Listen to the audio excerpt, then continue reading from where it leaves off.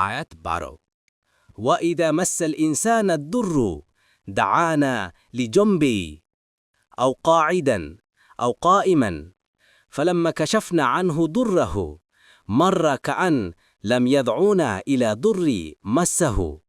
كذلك زين للمسرفين ما كانوا يعملون অনুবাদ আর মানুষকে যখন দুঃখ দৈন্য স্পর্শ করে তখন সে শুয়ে বসে বা দাঁড়িয়ে আমাদেরকে দেখে থাকে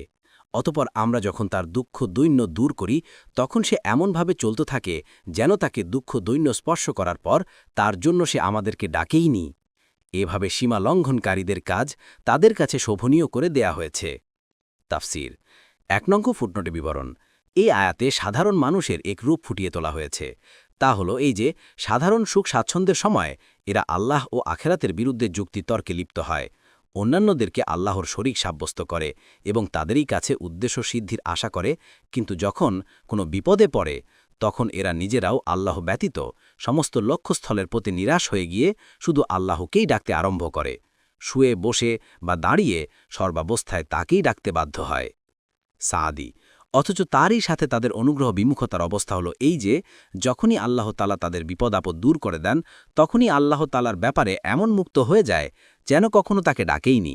তার কাছে যেন কোনো বাসনাই প্রার্থনা করেনি এই বিষয়টি আল্লাহ তাআলা কোরআনের অন্যান্য স্থানেও উল্লেখ করেছেন যেমন সূরা আজ-জুমারের ৮ আজ-জুমারের ৪৯ আল ইসরায়ের ৮৩ ফুসসিলাতের ৫১ কিন্তু যাদের হেদায়েত নসিব হয়েছে এবং ঈমান এনেছে তারা সুখে দুঃখে সর্বাবস্থায় আল্লাহকে স্মরণ রাখে আল্লাহ তাআলা তাদেরকে সূরা হুদের ১১ নং আয়াতে ব্যতিক্রম বলে ঘোষণা করেছেন অনুরূপভাবে রাসূল সাল্লাল্লাহু আলাইহি ওয়াসাল্লাম বলেছেন মুমিনের কাজ কারবার দেখে আশ্চর্য হতে হয় আল্লাহ তার জন্য যা কিছুই ঘটাক সেটাই তার জন্য কল্যাণের রূপ নেয়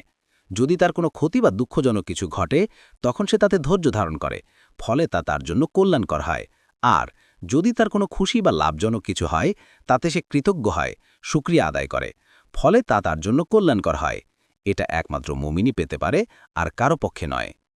মুসলিম